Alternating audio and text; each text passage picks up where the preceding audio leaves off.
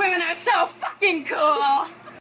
Women are so fucking cool. Hey, it's that time. I probably say this every time. I don't know what I'm gonna have. It's so hard. How do you start the conversation that you're about to meet a really fucking cool woman? Because you are. Another one. Yes, you are. It's that podcast where me, Joanne Morton, talks to a fucking cool woman from somewhere in the world and to share them with you. I love talking about women. I do, I do, I do. And it's so much fun. And I'm really grateful that I get to do this. So thank you, um, Spirit, that inspired this idea in my brain. And thank you, me, for taking the action to make it happen because that's what you got to do, right? So today I'm talking with Leah Carey. She lives across the country from me. I am in Savannah, Georgia. She is in Portland, Oregon, and we are connected on the internet somehow. We have some mutual fucking Coleman friends, so that's probably why. But this was kind of the first time that we ever had a one-on-one conversation with each other, so it was really special. She is a sex and intimacy coach, sex and relationship coach. And I love what she has on one of her little intro on her Facebook. I help sex make sense. I help sex make sense. Yeah, I think that's really good. Because one of the things that we talked about was she liked she she's really has healed herself in a lot of ways by serving others, by sharing her stories and her experiences. And that's what it's all about in the FCW Society is we share our experiences to help others heal, find the courage, step into their power. And she really recognizes that if you can feel good in all areas of your who you are, including your sexual part, it's a lot easier to claim your fucking coolness. And there's power in that. And so we don't want to shy away from it. We want to claim it. Yeah. And you have it inside of you. So I'm um, really pleased that we had a chance to talk and she had some really great insight that I think you're going to be just like, yeah, you're fucking cool. And if you want to get in touch with Leah, all of her information will be below. So, and if you want to stay in touch with the FCW Society, follow us on Substack, on YouTube, leave a comment, like this podcast, and support us with Patreon. We have $5 memberships and up. So would love to have you support the growing of the fucking Cool Woman Society podcast. Till next time. So Okay. here I am again. And yet another FCW. Feels deja vu. And today I'm talking to Leah Carey.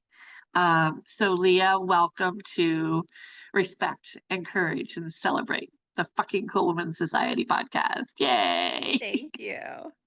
Um, let's just jump right in. So my friend, tell me, what is an FCW to you? Well, I can tell you about the things that I respect in other women. And I work in the field of sexuality and gender. So my view of woman is a little bit more expansive. I think of it as people who are brought up in little girl bodies, plus trans women, regardless of what their adult gender is. It's a big tent. Um, so the things that I respect in people are knowing who you are, knowing what your capacity is, and then acting on that. So there are a lot of people who, through no fault of their own, are brought up in cultures where they're not allowed to know who they are. Things like purity culture, the church. Um, I happened to be brought up in what I now understand was a narcissistic abuse situation. I was not allowed to know who I was. I had to turn myself into the model of who my father wanted me to be. So there are lots of people who grow up in these situations where you don't get to know who you are, except as a reflection of somebody else's view of who you should be. So I really look up to women who know who they are and who are really solid and certain in who they are. I think that I appear to a lot of people to be that person. And in fact, on the inside, I am scrambling most days to be like, who the hell am I today? Um,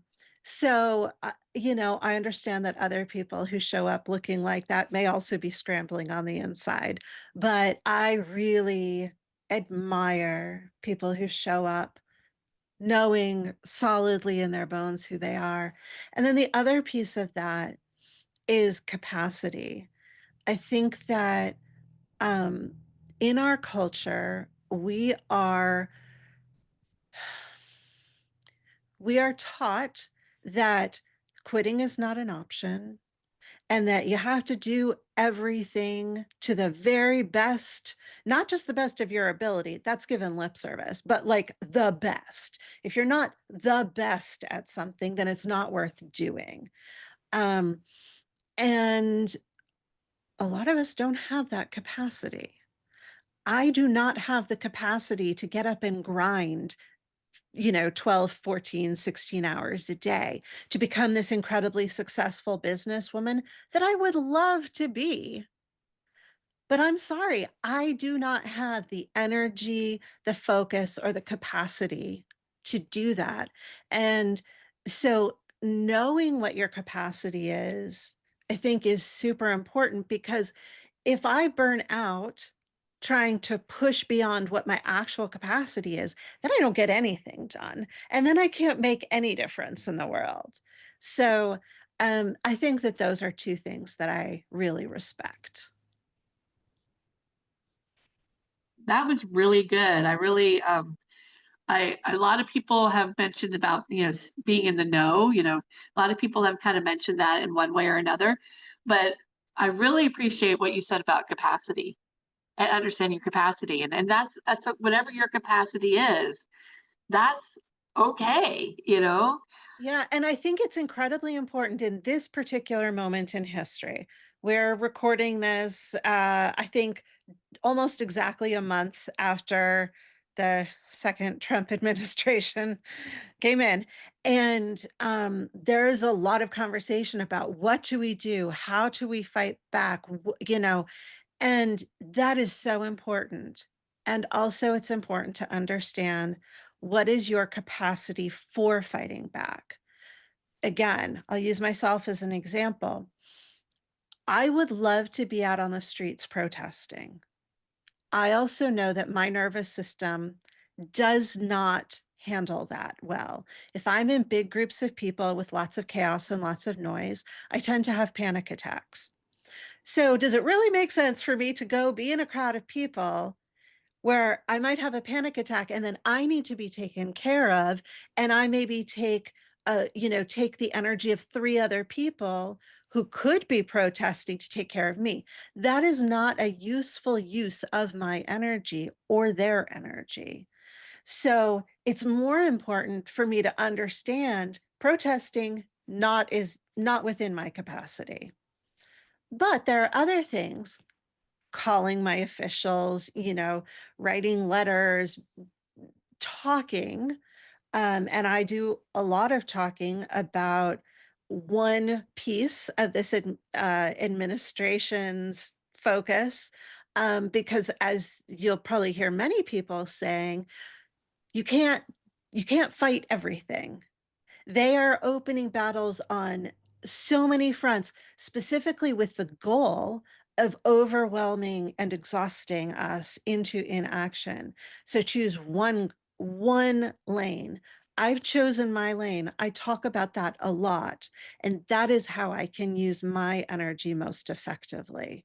And trust, that there are a lot of other people with a lot of other interests who are covering all the other lanes.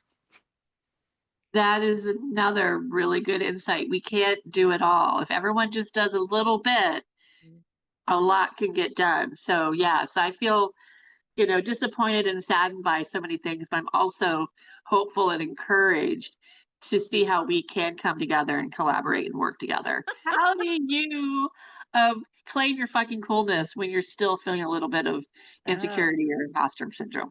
That's a simple gotcha. thing. Um, I think the times when I am most able to be really present is when I am serving others. Which, I don't know, there might be some, like, dysfunction in that. I think it's entirely possible, but also it feels good, so I'm gonna go with it. So when I'm working with clients, I'm generally able to put my own shit to the back of my brain, put it on the back burner, and just show up with them. Same thing when I'm on stage speaking or when I'm doing a podcast like this. I can generally show up in my whatever, my most idealized fucking cool self, whatever. I still, I do therapy twice a week because I am really fucked up. And without that, I would be a blithering mess. So I think that that's a big piece of it is show up where you can. For me, that's in service to others, showing up in the best way that I know how, and then also know what your fallback is. So my fallback is therapy and a really great network of amazing people who I feel so loved and supported by. Yeah, that's really well said, really well said, and it goes to that, do the work, We've Yeah. gotta do what we need to do to take care of ourselves and recognize all the levels we have. Um, And yeah, every that's person's work is going to look different. There is no one correct path. no, no matter how much we try to make Yeah. it, no, Yeah. no. Yeah. So obviously you've mentioned a couple times you have amazing people in your life. Um, Share with me who are some fucking cool that you know or admire. Mm. Um, So, I mean, there are people in the public sphere like AOC. I am just constantly, every time she shows up on my screen, I feel like I can take a breath because she's speaking truth and sanity, and it makes me feel a little better. Um, it also helps me that she's not sugarcoating how bad things are. She's saying, here's how bad it is, and you can also still do something. So to me, that's a big deal. In my personal life, I can tell you about a group of women who really are very much a reason that I am sitting here today doing the work that I do. So, I am a sex and relationship coach, or under this administration, I have to call myself an intimacy coach because S is a word that we have to move away from. But I'm an intimacy coach. Um, and this is work that I was not at all born to do. I, like I said, grew up in a really abusive, repressive home where I was deathly afraid of my sexuality. And when I was in my early 40s, I had the opportunity, sort of all of the stars aligned for me to put everything in storage, take my little car, and drive around the country for 6 months on a solo road trip, just kind of figuring out who the hell I was and what I wanted to be when I grew up. And during that time, I ended up having a really profound sexual awakening and sexual healing. And I was able to go through that process, especially I was out on the road alone.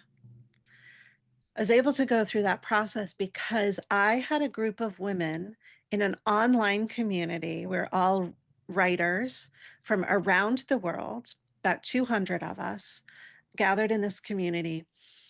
And it all started with me going to them and saying, I would really like to finally address whatever the sexual issues are that I have, and I don't know how to do that, but I heard this word tantric sex, and I heard that you can maybe work through some of your issues with that. And so I was wondering, does anybody know where I might find somebody who does that kind of work? And there were about 50 of the 200 women who really engaged deeply with me in this. But one of them came forward and she said, "Well, I've never done this, but I've heard words like yoni massage." And, she gave me a bunch of options. And I searched those options and I actually found somebody in New York City who felt like she was a good option. And so I went back to the group and I was like, "Okay, I found somebody and I am totally terrified." And they started cheering me on. And not only did they cheer me on, but they they would say, "Please, please, please, please, I want to do this too. Can you come back and share with us what you experienced?" And so I would go, I would have an adventure, and then I would come back to this group. And it was so funny at the beginning, every time I posted, I would be like, "If this is TMI, please, let me know. I don't want to offend anybody's sensibilities. Please feel free to skip this." And every single time they're like, "This is not TMI. Please tell us more." And so it is to me such a repudiation of this idea that women don't support each other. That is fucking bullshit. I had this group of 50 women who were showing up for me on a weekly, sometimes daily, sometimes multiple times a day basis. And I would share with them both the, exciting adventures I had, but also when I really was down in the dumps and there were times when I was like, "I don't know why I'm doing this. This is stupid. This is terrible. I am, falling back into those old patterns of believing that I was totally unlovable and ugly and all those things." And they would show up and remind me who I was. And, those women continue to be today some of my dearest friends, and they are the reason that I was able to keep going forward, because without their backing, without knowing that I could come back and even say, "Ladies, I did the stupidest thing, and it was really bad." And they would show up and still support me and tell me that I was lovable and could keep going. That just that was everything to me. Everything. Yeah, wow. I know, I know. I love these conversations. It's so true. Oh, there's online communities of women. I've been a part of some of them too. And it's, you don't even face to face know these women, but yet there's this collective sisterhood that's just innate because of who we are as as a species. And then again, I identify, we say who is, who's a fucking cool woman. Anybody who identifies, remember, anybody who calls themselves a fucking cool woman is a fucking cool woman. And who am I to say, right? So but there is just this power in knowing that there is this, you know don't cut yourself off from sisterhood, Yeah, you and know. I think there's an important addendum to what you just said. Anybody who calls themselves a fucking cool woman is one. There are a lot of women who have been brought up to believe they are anything but that. And so there are a lot of women who can't call themselves that. There's no way that I would identify myself that way. But you said to me, "You are." And so I want you to come on. And so here I am. And so I think that it's not just anyone who would call themselves that, but when we identify other women in that way, that is how they can know themselves. Well, I honor that in so many ways. I get that. Very true. And I'm just going to throw one more thing just while you're thinking. And how does the work that you do, because your work is all about respecting yourself, encouraging yourself, and celebrating yourself. And Yeah. how does what the work that because I really do think intimacy and sex and relationships are such a it's Mhm. but That we is a don't yeah, that's a question I can answer yeah, okay, yeah, that's off the okay, top. yeah. Yeah. Okay.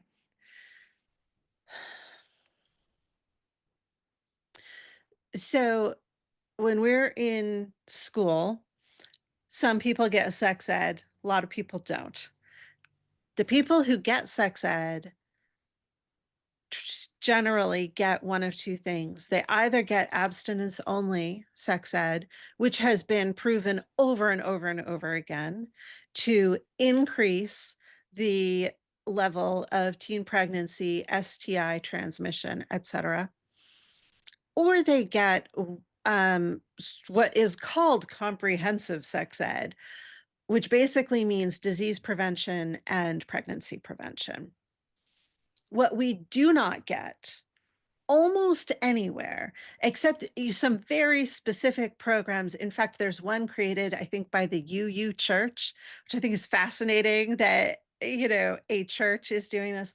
But almost nobody gets any kind of instruction in how to communicate effectively, how to understand what your body is telling you, how to ask yourself, what do I want? And then how do I speak that to another person? How do I speak it in a way that they can hear it? How do I create boundaries? How do I maintain boundaries once I've created them? Like none of this, the actual building blocks of having relationships and not just sexual relationships, but all relationships.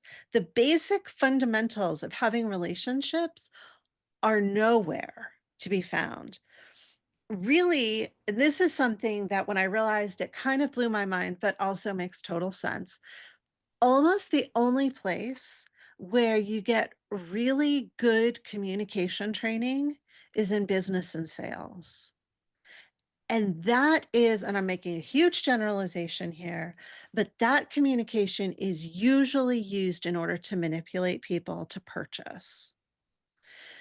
So we're not talking about good give and take communication that allows us to really deeply see each other, to feel deeply seen and heard, to honor boundaries so that we live in a world where when somebody puts up a boundary, people actually think it's rude or they find it offensive. So the work that I do around all of these things, like figuring out what you want, how do you talk about it? How do you speak so the other person can hear you? How do you maintain a boundary? Like that is the absolute fundamental, regardless of the specific issue somebody is dealing with, that's the fundamental. And I really believe that if we could just harness that piece of what I do, we could fucking change the world because most people don't have these skills, again, by no fault of their own. Because not only are we not taught them, in many ways we are criticized or told that those skills are bad, that we shouldn't use them, especially when you grow up in religion or other high control environments. You're actively dissuaded from developing those skills. So, I I don't have children. I'm 50 years old. I will not have children. And that was an active choice on my part. But I truly believe that the work that I do can help people who are raising the next generations to raise healthier children who have these skills and hopefully in turn can be the ones who change the world for the better.